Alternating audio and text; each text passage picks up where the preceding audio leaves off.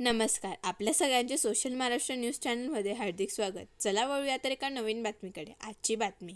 धुळे जिल्हा परिषदेचे प्रशासक तसेच मुख्य कार्यकारी अधिकारी विशाल नरवाडे यांच्या मनमानी कारभाराविरोधात Republican Party of India Athawale गटाचे महामंत्री डॉक्टर पंकज दादासाहेब साळुंके यांनी हकालपट्टीची मागणी केली आहे. जिल्हा परिषद सीओच्या कार्यालयातच मोठ्या प्रमाणात भ्रष्टाचार सुरू असून याकडे दुर्लक्ष करीत आहेत. तसेच बांधकाम विभागात अनागोंदी कारभार सुरू आहेत. सीओच्या दालनाचे नूतनीकरणासाठी 36 लाख रुपयांचा खर्च केला आहे. जिल्हा परिषदेच्या सेस फंडातून एक काम नरवाडे साहेबांनी केले. या फंडाचे उधळपट्टी सुरू असून याकडे मुख्यमंत्री तथा दोन्ही मुख्यमंत्र्यांकडे तक्रार देखील केली आहे. जर येत्या 15 दिवसात जिल्हा परिषदेचे सीओ विशाल नरवाडे यांची तात्काळ उचलबांगडी केली नाही तर आत्मदहन आंदोलन करेल. याची सर्वस्वी जबाबदारी मुख्यमंत्री, उपमुख्यमंत्री, जिल्हा प्रशासन याची राहील, असा इशारा Republican Party of India Athawale गटाचे महामंत्री पंकज साळुंके यांनी दिला आहे. धुळे जिल्हा परिषदेचे जे विशेष मुख्य कार्यकारी अधिकारी आहेत विशाल नरवाडे यांच्या संदर्भात आपण बोलण्यासाठी आज पत्रकार परिषदेचं आयोजन केलेलं आहे.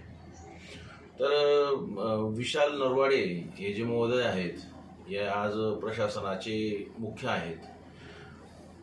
आज जिल्हा परिषद म्हटलं म्हणजे जिल्ह्याचं मिनी मंत्रालय म्हटलं जातं.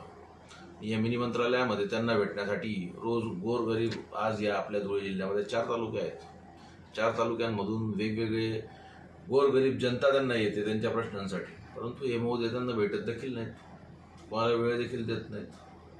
शिवाय सर्वात महत्त्वाचं म्हणजे हे जे महोदय आहेत हे यांच्या घरी बसून जिल्हा परिषद चालवतात. घरी बसून अधिकाऱ्यांना तिथे बोलवून फायली मागवतात, सह्या करतात. यांना का म्हणून इथं या जागेवरती पाहिजे, या मोठ्या पदावरती कार्यरत पाहिजे, यांना कार्यमुक्त करायला हवं.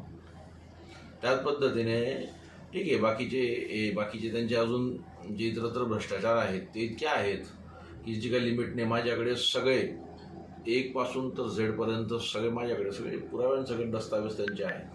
त्यातलाच एक मुद्दा म्हणजे अपंग एकात्म शिक्षण योजनेमध्ये कार्यरत असलेले श्यामकांत गोटू बेहरे आणि वैशाली शांताराम बेहरे यांच्या पगार काढण्यानं संदर्भामध्ये चक्क मान्य उच्च न्यायालय औरंगाबाद खंडपीठाचे आदेश होते. अजूनपर्यंत ते मान्य उच्च न्यायालय औरंगाबाद खंडपीठात याचिका चालू आहे, प्रलंबित आहे. आणि तरी देखील या महोदयांनी नाशिक उपसंचालक जे आहेत माननीय भाऊसाहेब चव्हाण यांच्यावर दबाव टाकून त्यांचे पगार काढण्यासंदर्भात, त्यानंतर शिक्षण अधिकारी इथले माननीय मनीष पवार कर्तव्यदक्ष अधिकारी आहेत त्यांच्यावर दबाव टाकून तुम्ही पगार यांचा काढायला लावला, तर हे सारोसार चुकीचं आहे.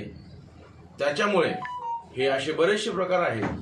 जर आपण बघायला गेलं तर याच्यामध्ये सर्वात महत्त्वाचं या महोदयांनी यांचं जे कॅबिन आहे यांचं कॅबिन रिपेअर करण्यासाठी यांनी मध्य प्रदेशमधील इंदोरच्या एका कॉन्ट्रॅक्टरला कॉन्ट्रॅक्ट दिला आणि त्याच्यावर 36 लाख रुपये खर्च करून थेट त्या डिझायनरला सांगून तो जो आहे तर तो सेस फंडातून त्यांनी ते काम केलेलं आहे. म्हणजे अशा पद्धतीने सेस फंड जो आहे जिल्हा परिषदेचा याची उधळपट्टी सुरू आहे. त्याच पद्धतीने पाहायला गेलं तर रोजगार हमी योजना अंतर्गत जो भ्रष्टाचार आज आहे आपण बघतो आहोत त्यामध्ये देखील आहे. त्याच पद्धतीने मध्यंतरी आता जर आपण बघितलं हे जेव्हापासून कार्यरत आहेत तेव्हापासून तर आतापर्यंत कितीतरी प्रकरणं ACBने आज धुळे जिल्ह्यात झालेले आहेत, अँटी करप्शन ब्युरोने केलेले आहेत यांच्याच कार्यकाळात. त्यानंतर तुम्हाला सांगतो आरोग्य विभागात बोगस भरती होणार होती, तर त्या भरती संदर्भात आपण सर्वांच्या समक्ष मी डीनना भेटलो होतो, आपल्या सयाजी वामरे यांना, त्यांच्या लक्षात आणून दिलं. त्याच्यानंतर बोडके जी आहेत आपले इथले DHO आहेत त्यांना मी भेटून त्यांच्या सगळ्या लक्षात आणून दिलं ही गोष्ट. तर त्यावेळेस त्या गोष्टीला ब्रेक लागला, त्याच्यामुळे ती भरती थांबली. आज सुद्धा हे असे वेगवेगळे भरपूर त्यांचे कारनामे आहेत सगळे काही. तर त्याच्यामुळे आमची रिपब्लिकन पक्षाची मागणी एक आहे की जोपर्यंत